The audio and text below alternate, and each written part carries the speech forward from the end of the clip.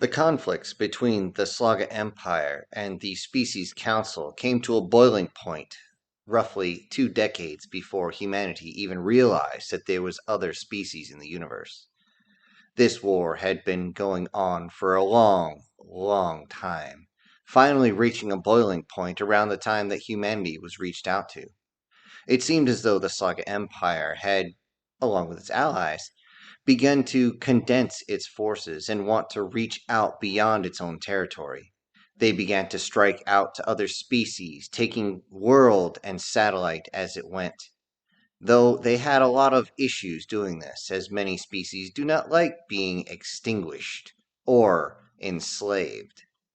This is where the Species Council came in, and they formed a united front on many, many sides.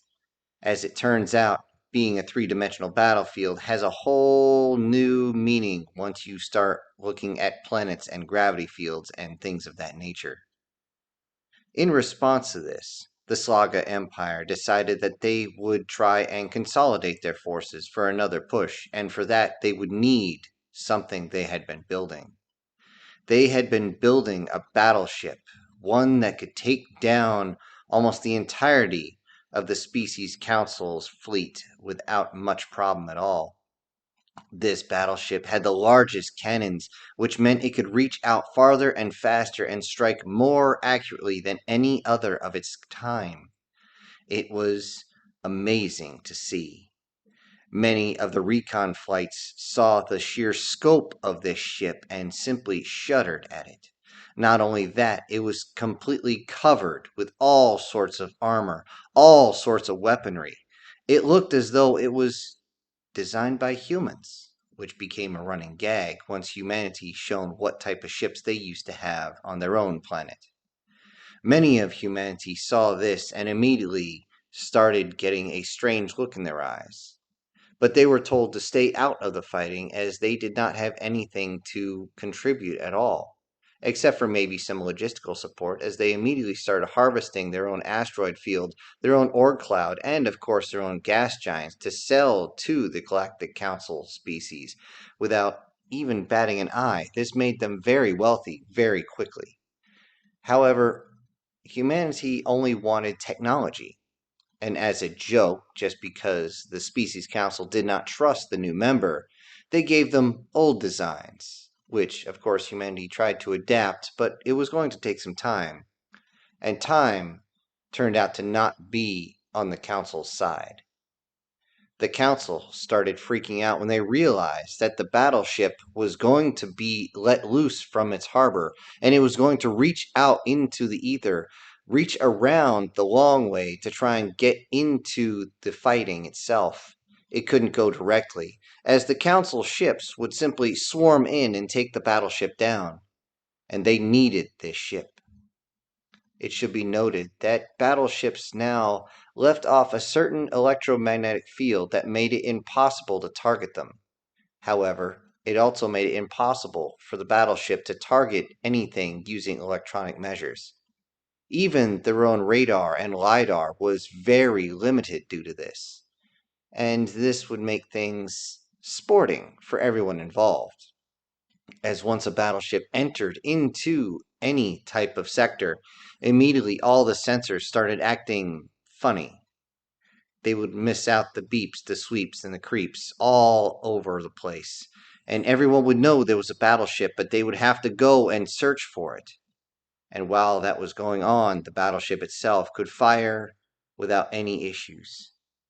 This would mean that all the supply lines to their front line would be cut, and the Council could not allow this. They had their own battleships, of course, so they sent them to try and reach out to try and get this battleship as it just left its port. It left its moorings approximately 12 hours before any of the Council's flights were able to see that it had left. The battleship, known as the Traflexica, was able to make its way into the blackness of space and only leave the slightest of burst out of the nebula that it was hiding in. This was something that the allies of the Council tried desperately to chase, and eventually they would find it. They did find it with a single support ship alongside of it. And then the battle commenced. The battle between two battleships is not anything too spectacular when you look at it from afar, as was simply a couple of guns firing, and then you would have to wait for about 30 seconds to a minute before the rounds could possibly connect, due to the fact that most battleships made it impossible for them to actually get outside of visual range and actually land a direct hit. Most of the times they were looking for some sort of flash from the opposing forces, and this would let them cue in, and their gunners would immediately traverse their weapons and fire, desperately trying to move themselves up, down, left, right, backwards, forwards, flip, flop, and floop-de-doo, all around the place, trying desperately to dodge those that were coming in. The Triflexica was incredibly fast for its size and could also take a hit. The only issue it truly had was the fact that it had took a glazing hit on the side, which left one of its relays bleeding a type of plasma that was used. This would be just enough. If you were looking, you could find it. The support ship, unfortunately, did not handle too well, as it was a much smaller ship, destroyer class, and had to head back, and that left the Triflexica by itself. However, it would not be chased. The Allies' greatest battleship, the fastest they had ever sent, was left in the Triflexica's wake as it was blowing up and sinking towards the closest gravity well. They didn't stand a chance, really. Though the battleship they sent was the pride of their navy, and they believed that it could outspeed the Triflexica, the fact of the matter is they had sacrificed much of their defensive measures, not in point defenses, but in simple armor. Most battleships, when they first strike, the first hit won't do anything except knock the ship sideways, in many cases damaging or killing many of the crew, as they would be smashed against the bulkheads and the majority of their bodies would be splattered like salsa on the side. However, this would not be enough to send them through until the retro rockets came into play. Once they did, there was a force against the actual rounds coming in, and when that happened, the next round would usually puncture. But it depended. It was very much dependent on the type of armor, the angle, and everything else. And that was it. The Triflexica disappeared into the night. Everyone from intelligence knew that it had to be somewhere out there, and they sent every ship they could, send them out there, and find that battleship, as it's making everybody nervous. We need to sink it. We need to send it spiraling into a black hole. They need to send it crashing into a meteor. They need to do something, because if it links up with the rest of their fleet, well, no one can actually figure out what's going to happen at that point, but it can't be good. If it's able to fire without any issues, its main guns are going to be able to rip the Council fleet apart. And they can't let that happen. As they were able to partially track it, following that small piece of plasma that was leaking out, they sort of figured out where it was going to be. As it looped around the galactic west, trying to make its way into the small corridor, it would finally be able to make its way at full burn, and once it is at full burn within 3 light years, there's no catching it, no matter what they do. But it had to be quiet until then, as it was by itself, and then it would then be caught if they were able to just find it. Inside one of the council rooms, one of the admirals actually screamed out, "Frigate, get the humans! They know how to do this shit, and we need every ship we can get." "But sir, the humans are—" "I don't give a shit!" Yes, sir. With that, the humans were called, and they sent the best ship they could find, which was a carrier. A single carrier and a couple of destroyers with it, and that was it. The council simply lowered their heads as they were completely dismayed at this. They knew that the humans were not up to snuff with everyone else. However, they really really were hoping for something better, something bigger, something with much more guns. And with that, they followed the plasma trail and sent all the recon flights they could. The human fighters were pathetic compared to most. Underpowered engines, they seemed to wobble as though they moved through space, as though there was some sort of current that seemed to move them all around. They carried very little ordnance. However, what they did carry on the bottom was something that everyone thought was going to be useless: torpedoes. Due to the fact that no one can be targeted, firing a torpedo, which is much slower than anything coming out of a muzzle, they believed that this would be completely useless. Yet, after several weeks of looking, they realized that there was going to be a chance that the Triflixia was going to be able to make its way to safe harbor. But they believed they found it. Just by sheer chance, one of their relay satellites got a blip, and they immediately sent the human recon flight over. This one was not armed, but at full burn, it would be the first one to get there. And it confirmed the Triflixia, trying desperately to make its way to the galactic south so it could make its turn into safe harbor. Everyone worried. They didn't believe that their ships were going to be fast enough to actually reach them. To their surprise, the human carrier was easily able to keep up with the battleships that they were going next to. The escorts themselves were surprisingly fast, but the destroyers, though quick, were not going to be able to get there. So the choice was made. Maybe the humans could do something. They sent out the entire flight of their aerospace fighters, these big, clunky machines, all carrying their torpedoes with them. And their job was simple: slow that ship down, sink it if you can, but slow it down so we can get our guns in play. Simple orders. Just not easy. The aerospace fighters screamed in, and as their sensors started to go crazy, they started to send short beam transmissions. Now, these were not actually very far. Barely beyond visual range could they have any sort of communication. Then they saw that the ship itself was turning broadside. They knew what this meant. Everyone got into a spindle formation to try and maximize their ability to hit the ship, following the commands and the movements from their flight leader. They moved in closer and closer. As they did, they began to use adjustments to make sure they were not fully hit. They were not close enough for their point defense weapons, which torpedoes could keep them far enough away. However, the main guns decided to take pot shots at them, and several of the human fighters were hit.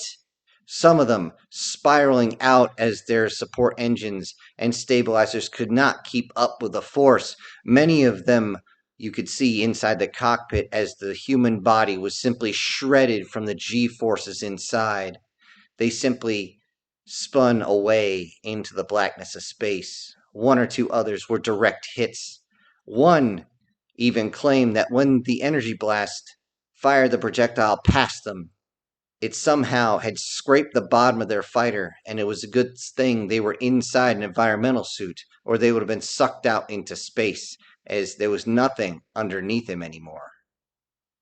Quoting that pilot, "It felt like I now had my balls dangling in space." As the fighters lined themselves up, they adjusted one more time, and then they were told to wait. Wait, they were told. Constantly.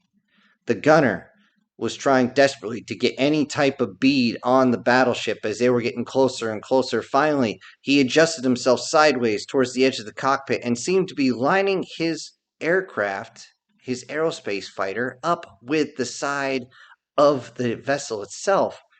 Nobody could understand what the hell he was doing. He just had his arm up, screaming at his pilot, "Wait, wait, wait. Launch! Torpedoes away! Torpedoes away!" That's all they heard across all of them. Torpedoes away! As they began to peel away as fast as they could once their ordnance was let loose. With this, the Triflexia must have known what was coming. It still fired like mad at those aerospace fighters, clipping one more but not killing it. And it was simply burning slightly until the vacuum of space extinguished the fire itself, and there was simply a small smoke trail in space. With that, they continued to fire, and then the crew must have realized what was going on. Though they couldn't pick them up on radar, they had to have seen the plumes from the torpedoes being launched, and here they came. The Triflixia captain ordered every hand to brace, brace, brace. As they suddenly went into high G-forces turn, they tried as best they could to get the hell out of the way of the torpedoes, as they couldn't tell which way they were coming in. They just knew they were coming in. Where the spread was, they didn't know. And as they finally were able to tip the nose up, wham! Suddenly, the ass end of the ship jolted hard to one side, leaving one of the engines completely damaged. It was beyond repair until they got to dock. They tried what they could to light the other three engines to try and get anywhere, but they weren't going anywhere. The central two engines were misfiring constantly, and the one on the starboard side was the only one still functioning correctly.